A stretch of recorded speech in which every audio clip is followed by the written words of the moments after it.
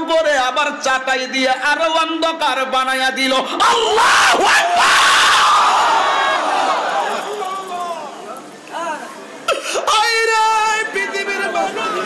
ব্যক্তিগত কিয়ামত কোনটা মনোযোগ দিবেন? ব্যক্তিগত কিয়ামত কোনটা? আমার নবী আপনার নবী বলেন ব্যক্তিগত কিয়ামত হলো যখন মালাকুল মউত আজরাইল কাহারো সামনে বিকট চেহারা নিয়ে হাজির হইয়া যায়। ওই মানুষটার জন্য ওই মুহূর্তটা একটা কিয়ামতের চাইতে আরো ভয়াবহ। আমার নবী বলেন রুহু নেবে, রুহু নিবে।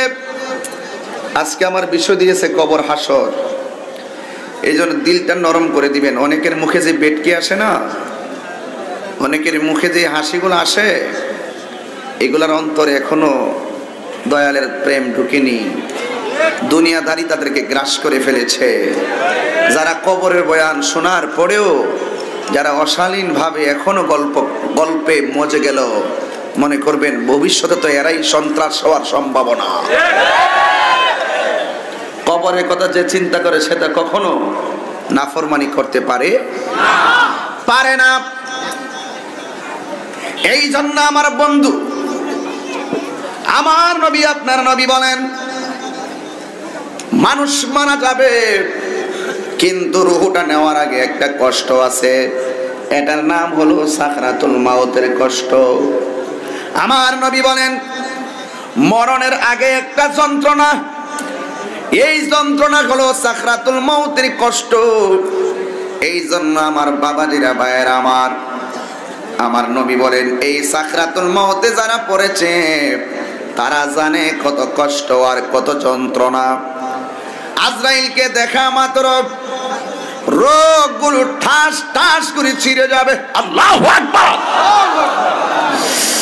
আজরাইলকে দেখা মাত্র নিজের পায়ের হাড্ডির জোড়াগুলা ঠাস ঠাস করে খুলে যাবে, আর গায়ের তাজা রক্ত, এই রক্তগুলো পানি পানি হইয়া যাবে রে।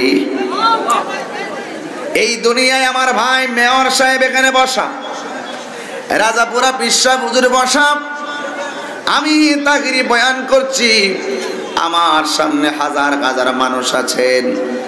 এই মুহূর্তে যদি কাহারো সামনে আজরাইল এসে যায়, তার কষ্টের ভাগী এখানে কেউ হবে না। কথা বলেন ঠিক কিনা? সব সম্পদের বাগী হওয়ার জন্য পাগল, জমিনের বাগী হওয়ার জন্য সবাই পাগল, কিন্তু মরণের কষ্টের যন্ত্রণা বাগ কেউ নিবে না রে। অথচ হাত কেটে গেলে হাতটা যদি কাটা দেখে সকল মানুষ আফসুস করে, হাইরে রক্ত। অ্যাক্সিডেন্ট করে মারা যায়, অ্যাক্সিডেন্টে মাথা ফেটে গেলে হাইরে রক্ত। কিন্তু তুমি যদি সাথে বসে থাকো, তোমার সামনে যদি আজরাইলের রূহ হরণ করে নিয়ে যায়, পাশের মানুষটা বোঝার কোনো ক্ষমতা নাই।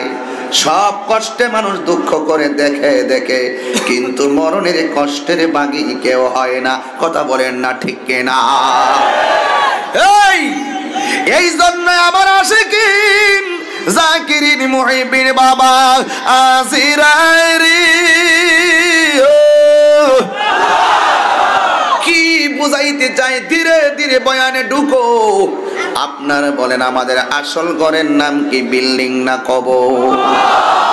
আমি যুবক ভাইদেরকে অনেক ধন্যবাদ। যুবকের অন্তরে কবরের কথা কেমনে চিন্তায় ঢুকলো, হাসরের চিন্তা কেমনে ঢুকলো। যুবকরাও তো মনে করে আমরা মাহফিল সাজাইছি, আমরা যত খুশি তার চাইতে বেশি খুশি অন্ধকার কবরবাসী। এই জন্য কবরের বয়ান চলতে সংক্ষিপ্ত বয়ান। আমার নবী আপনার নবী বলেন আজরাইলকে দেখা মাত্র রক্তগুলা ছিঁড়ে যাবে রে, আর রক্তগুলা পানি পানি হইয়া যাবে। যখন বেঈমানের সামনে আজরাইল আসবে, আমার নবী আপনার নবী বলেন দুইটা লক্ষণ যার মধ্যে পাওয়া যাবে মরণের সময়। আজকেও কিন্তু আমি একটা জানাজার মাঠ থেকে নামাজ পড়ে আসছি, জোহর নামাজের পর নামাজ পড়ছি। আমার এক চাচি আম্মা খুব আদর করতো আমারে। আজকেও আজকে বাদজোহর দেখেন ঘটনা কত জটিল। একটু সমীকরণ করেন তো দেখি। এই যে লোকটা কি এলাকা, এই যে পাশের বাড়ি, ওনাকে জিজ্ঞেস করেন যে আজকে ওনার ফ্যামিলি যিনি মারা গেছে তার মনে 3 দিন আগে কত আনন্দ ছিল আজকের মাহফিলটা, কিন্তু আজকে উনি ইন্তেকাল করার কারণে হাজার মানুষ যদিও আসছে তার অন্তরে কিন্তু তার চোখটা কিন্তু তার আপনজনদের কবরে। কথা বলেন ঠিক কিনা বলেন?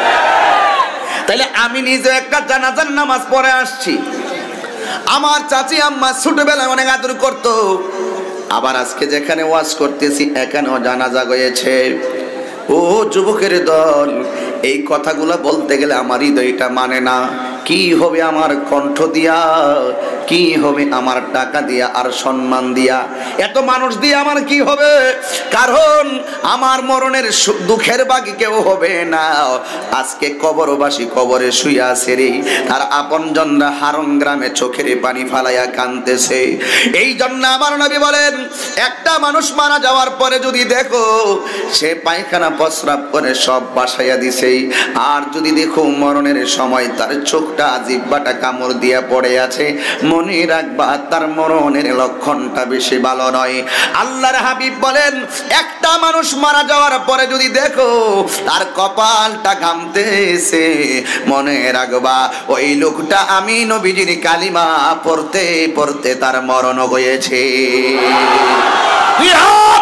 আল্লাহু আকবার, তাকবীর, আল্লাহু আকবার, নারায়ে রিসালাত, ইয়া রাসূলুল্লাহ, আহলে সুন্নাত ওয়াল জামাত, জিন্দাবাদ জিন্দাবাদ, পবিত্র ঈদে মিলাদুন নবী, জিন্দাবাদ জিন্দাবাদ, মুফতি গিয়াসউদ্দিন আত-তাহিরি সাহেব, জিন্দাবাদ জিন্দাবাদ, রাজাপুরা দরবার শরীফ, জিন্দাবাদ জিন্দাবাদ। মরণের চিঠি যখন আসবে আমার, একটু সাউন্ডটা তুলে দেন। মরণের চিঠি যখন আসবে আমার, কালিমার তালকিন দিও বারে বার।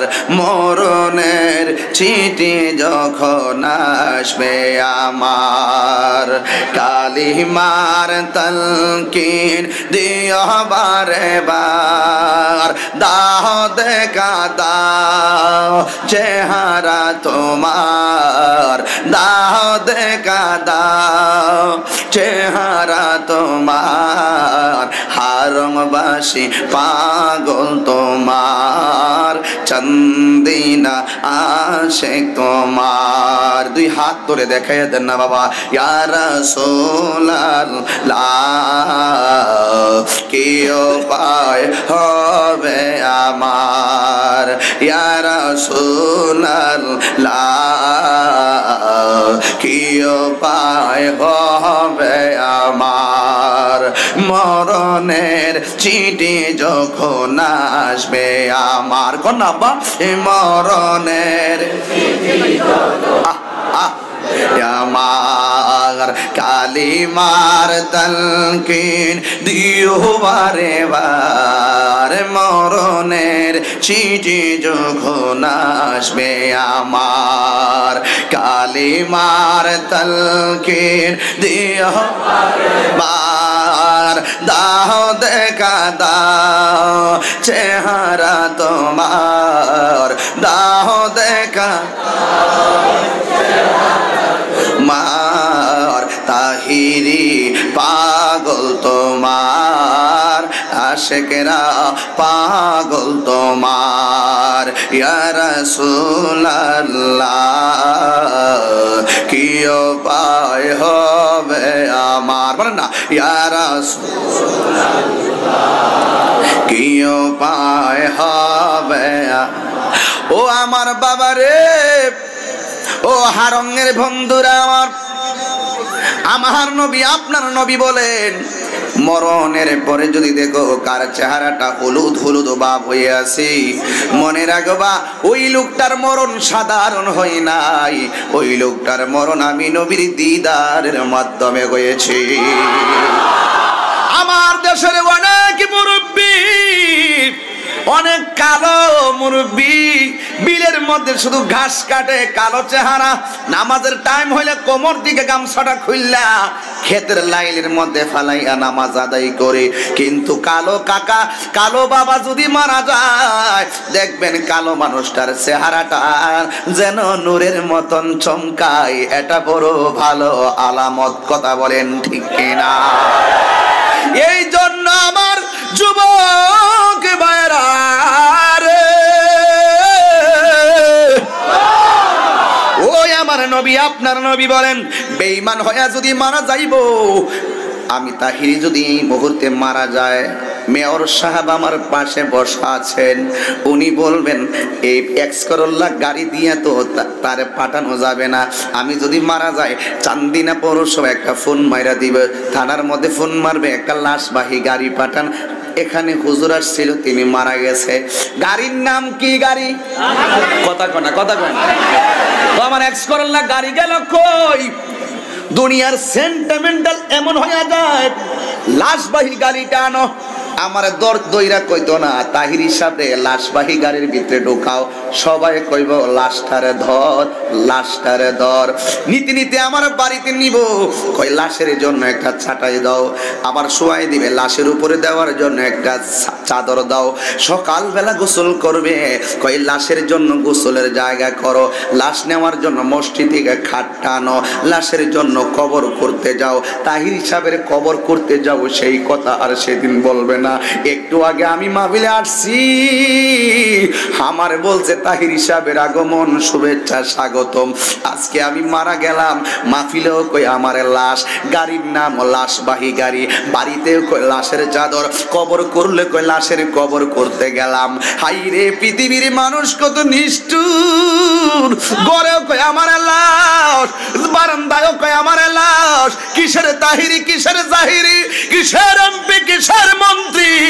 যতদিন রুহুটা ভিতরে থাকবে ততদিন মেয়র সাহেব, যতদিন রুহুটা ভিতরে থাকবে ততদিন তাহিরি সাহেব। যেই মাত্র রুহুটা চইলা যাইব, ঘরে কয় লাশ, বাহিরে কয় লাশ। হাত তুলে কন্যা কথা না, ঠিক না বেঠে?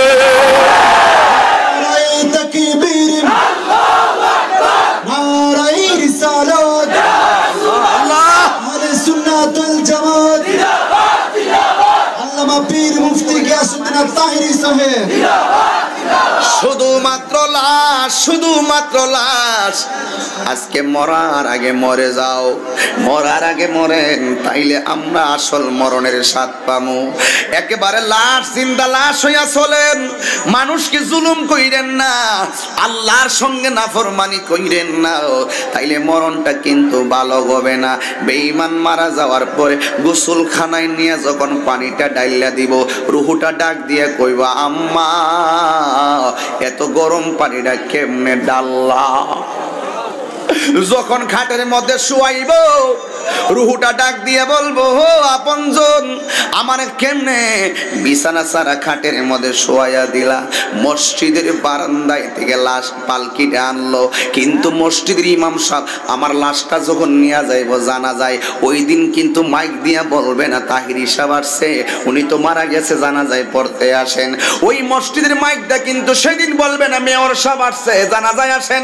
মেয়র সাহেব যদি মারা যায়, ওই মাইক দিয়া বলবে মরহুমের লাশ এসেছে, গড়েও কই লাশ, জানাজার মাঠেও কই আমার লাশ। শুধুমাত্র লাশ আর লাশ, কিন্তু আমার আপনজন কেউ থাকবে না। বেঈমান যদি হইয়া যান, ওই মুহূর্তে মারে ডাক দিয়ে বলবো, আম্মা এত তাড়াতাড়ি আমারে বিদায় দিও না। কেমনে তোমরা আমার এত তাড়াতাড়ি বিদায় দিতেছো? তোমাদের কি একটু মায়াও লাগে না? পৃথিবীর মানুষ বড় নিষ্ঠুর। ও হারঙের বাবারা, ইচ্ছে করলে আমিও তো কম কথা বলি নাই জীবনে ওয়াজে। যখন রাতের বেলা শুইতে যায়, মরণের কথা যখন মনে হইয়া যায়, আমার সম্মান ইজ্জত পরের কথা, মরণকালে যদি আমার ঈমান নসিব না হয়, আমার মতন কপাল পোড়াতো পারে, আমার মতন কপাল পোড়া আর কেউ না। এত সম্মান দিয়ে আমার কোনো লাভ হবে না। আমার নবী, আপনার নবী বলেন, মরণ পরে ওই রুহুটা উপর দিকে তার পরিবারকে ডাক দিয়া কে, আম্মা এত নিষ্ঠুর হইও না, কিছুক্ষণ দেহটারে বাড়িতে রাখো। পৃথিবীর মানুষ বড় নিষ্ঠুর, তোর জানাজা পড়লেও তোর বন্ধু কবরের পারে মাটি দিতে যাবে না।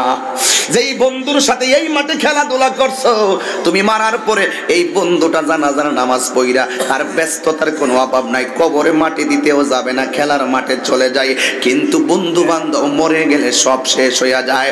কিন্তু যখন জানাজার মাঠে নিব, একটা ফেরেশতা ওই রুহুটারে ডাক দিয়ে বলবে, রুহু তোমারে কিছুক্ষণ পরে তোমাকে আপন বাড়িতে দেওয়া হবে, তোমারে একটা ঘরের ভিতরে দেওয়া হবে। তুমি বলো না তোমার কবরে আপনটা কে হবে? সে বলবে, যারা আমার জানাজার নামাজ পড়াইতেছে তারাই হবে আমার কবরের আপন।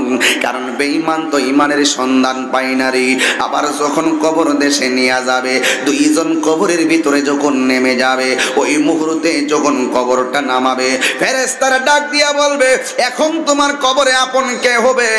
বেঈমানের রূহ বলবে, যেই দুইজন কবরে নামছেন সেই দুইজন আমার কবরে আপন হবে।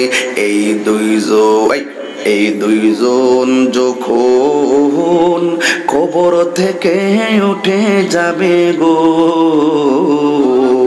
ওই বাঁশগুলা যখন একটা একটা করে বিছাইয়া দিব, এই কবরটা আস্তে আস্তে অন্ধকারে পরিণত। এই বাঁশগুলা দিতে দিতে দিতে দিতে কবরটা অন্ধকার। এরপর পৃথিবীর মানুষ বড় নিষ্ঠুর, ওই বাঁশগুলার উপরে আবার চাটাই দিয়ে আরো অন্ধকার বানাইয়া দিল। আল্লাহু আকবার!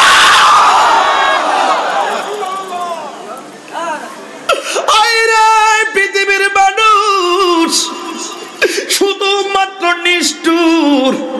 দুইজন কবর নাইমা উপরে আইলো, বাঁশগুলা দিল, ছাতিগুলা দিল। এরপর দুনিয়ার মানুষের মন ভরে না, কুদা আল্লাহ বালা কইরা ফাইরা মাটি দেয়। পারতে পারতে মাটি দিয়ে একবার শেষ কইরা ফেলবো। তোমার মাটি দিয়ে তোমার আপনজন কবর সাইরা তাড়াতাড়ি কবর সার, তাড়াতাড়ি কবর সার। 40 কদম যা, যাইতে না যাইতে কবরের ভিতরে ফেরেশতা নামবো কয়টা? 3টা ফেরেশতা আসবো, 2টা না রে, 2টা না, 3টা ফেরেশতা আইবো। প্রথম যেই ফেরেশতাটা আসবে ওই ফেরেশতার নাম রুমান নামক ফেরেশতা। ওই ফেরেশতারা আইসা তোমার ঝুলন্ত রূহটারে দেহের ভিতরে ঢুকায়া যখন দিব, তুমি কবরের মধ্যে শুয়া ছিলা, হাত লড়ে না, পা লড়ে না, কিছুই লড়ে না, রূহটা ভিতরে দিয়া দিছে, তোমার শরীর লড়তাছে। হঠাৎ করে দেখবা তোমার নিচে মাটির বিছনা, ডানে মাটির বিছনা, বামে মাটির বিছনা, উপরে একটা ছাতায়ের জায়গা রে। সাদ আসমান দেখা যায় না, শুধু মাটি, শুধুমাত্র মাটি আর মাটি, চতুর্দিকে শুধুমাত্র মাটি। দুনিয়ায় বিপদ পইরা গেলে মারে ডাক মারলে কত মানুষ বাইরে আসে গো। যেই মাত্র রূহটা ভিতরে দিব, সে দেখবে শুধুমাত্র মাটি মাটি। হাই হাই কইরা এমন একটা চিৎকার মাইরা অসহায় হইয়া যাবে গো, আমি কোথায় আসলাম কেউ দিনাই রে। হঠাৎ করে কবরের মানুষটা উপর দিক দিয়া, এই দেশে ঘূর্ণিঝড় আসলে ঘর যেমন করে লড়ে, এমন ভাবে কবর একটা খটখটানি খটখটানি শুরু হইয়া যাইব। ওই দুইজন ফেরেশতা নামবো, কুদালের মতন আঙ্গুল গুলার নখ গুলা, এই নখ গুলা যখন কবরটা কটকট কইরা কোরা শুরু করব, কবরের ভিতর থেকে কই কি ব্যাপার কি জানে আওয়াজ হইতেছে, নীল চোখওয়ালা 2টা ফেরেশতা, এই শরীরের ভিতরে এত কাটা, নীল চোখ নিয়ে কবরের মধ্যে যখন ঢুকবো, আপন জহনেকে ওই কবরের মানুষটা পেরেশান, একেবারে পেরেশান হইয়া যাইব। এবার দুইজন তারে ওইটা বসাইব, এবার তারে জিজ্ঞাসা করব তোমার রব কেডা? সে কইব লা আদ্রি, আমি জানি না। এরপর জিগাইব আমা দিনুকা, সে বলবে আমি জানি না। ওয়ামা কুনতা তাকুলু ফি হক্কি হাযার রাজুল, এই কবরে তোমার পাশে যে এই কবরে যে লোকটা আছে, এই লোকটা সম্পর্কে তুমি কি জানতা, কি বলতা? সে বলবে আমি তো কিছুই জানি না, কই কই আমি তো দেখি না। এইভাবে উত্তর দিতে পারবে না। আমার নবী বলেন, যেই মাত্র বেঈমান কবরের তিনটা প্রশ্নের উত্তর দিতে পারবে না, সাথে সাথে ডান পাশের মাটিগুলো এক প্রান্তে চলে যাবে, বাম পাশের মাটিগুলো আরেক প্রান্তে চলে যাবে। দুই পাশের মাটি আইসা মানি না, জবান খুলে আল্লাহরে ডাক দিয়া বলেন আল্লাহু আকবার। এই জবান খুলে কোন আল্লাহু আকবার। হাইরে, ডান পাশের মাটি কেন ডান পাশে গেল, বাম পাশের মাটি কেন বাম পাশে গেল? তার কারণ আছে। মাটির উপরে হাঁটছো, মাটির উপরে হাইটাই তুমি সুদ খাইছো, মাটি প্রতিশোধ নেই নাই। মাটির উপরে হাইটা তুমি ঘুষ খাইছো, মাটি প্রতিশোধ নেই নাই। মাটির উপরে চইলা মার বুকে লাথি মারছো, মাটি প্রতিশোধ নেই নাই। মাটির উপরে চইলা তুমি অলির বিরুদ্ধে কথা বলছো, মাটি প্রতিশোধ নেই নাই। মাটির উপরে চইলা নবীর বিরুদ্ধে কথা বলছো, মাটি কোনো প্রতিশোধ নেই নাই। মাটির উপরে চইলা আল্লাহর সঙ্গে নাফরমানি করছো, নামাজ ছাড়ছো, রোজা ছাড়ছো, এরপরে মাটির মধ্যে মাস্তানি কইরা ঘুরছো, ডান্ডারবাজি করছো, বাটপারি করছো, সিটারি করছো, তোমাকে মাটি কোনো প্রতিশোধ নেই নাই। কিন্তু যখন তুমি কবরে যাইবা, দুই পাশের মাটি দুই পাশে চইলা যাইবা, এবার জোরে একটা মাটি চাপা মারবে গো।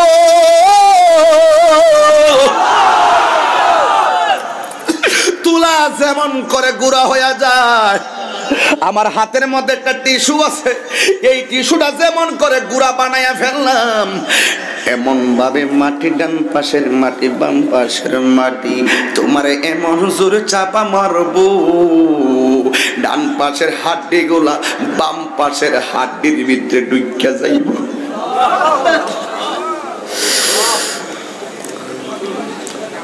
ডান পাশের হাড্ডি গুলো বাম পাশের হাড্ডির ভিতরে ঢুইকা যাইব, একেবারে গোড়া বানায়া ফেলবো। কিন্তু তোমার কান্নার আওয়াজ কেউ শুনবে না। শুধুমাত্র তাই নয়, জাহান্নামের বরাবর থেকে একটা জাহান্নামের এমন একটা আগুনের তাপ কবরে ঢুকাই দিব, তোমার শরীরটারে কয়লার মতন বানায়া ফেলবো। শুধু তাইও চলে না, নাফরমানরে আমার আল্লাহ তো শাস্তি দিবেন, ওয়াদা করেছেন। কিন্তু মনে রাখেন, শুধুমাত্র মনে রাখেন, আমার নবী আপনার নবী বলেন, কবরে মাটি চাপা দেওয়ার পরে আল্লাহ একটা ফেরেশতা পাঠাইব কবরে, ওই বিয়াদবরে পায়রা করে বাইরানোর জন্য। ওই ফেরেশতারা কান দিয়া শুনে না, চোখ দিয়া দেখে না, ওই ফেরেশতারে কবরে নামাইব, হাতের মধ্যে একটা হাতুড়ি দিয়া দিব, ওই হাতুড়ি দিয়া এমন ভাবে তারে বাইরাইব, 70 গজ মাটির নিচে গোড়া বানাইয়া ঢুকাইয়া দিব, এরপরেও তার মরণ হবে না। আমার নবী আপনার নবী বলেন, এটাও চলে না, কিয়ামত পর্যন্ত শুধুমাত্র বাইরেইব। আমার নবী বলেন, এই কবরে যেই আযাব হয়, ওই আযাবওয়ালা কবরের মানুষটার আযাবের কারণে যেই চিৎকার দেয়, এই চিৎকার যদি দুনিয়ার কোনো মানুষ শুনতো, তাইলে মানুষের পর্দা, কানের পর্দা ফাইটা তারা রক্ত প্রবাহিত হয়ে মারা যাইতো, এমন ভাবে কান্নাকাটি করতো। পৃথিবীর কেউ কবরের আযাব শুনে না, কিন্তু গরু ছাগল কবরের আযাবের কান্নার আওয়াজ শুনে। কিন্তু দেখবেন একটা গরুরে যখন গুরুস্থানের মধ্যে ঘাস খাইতে দেন, হঠাৎ করে দেখবেন কবরের পারে যায় গরুটা এইভাবে দাঁড়ায় থাকে, হঠাৎ করে রশি ছিঁড়া গরুটা দৌড় মারে।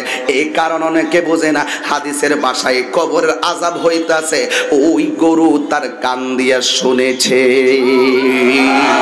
আর জোরে কি আল্লাহু আকবার বলবেন না? চোখেরই পলকে তুমি হতে পারো লাশ।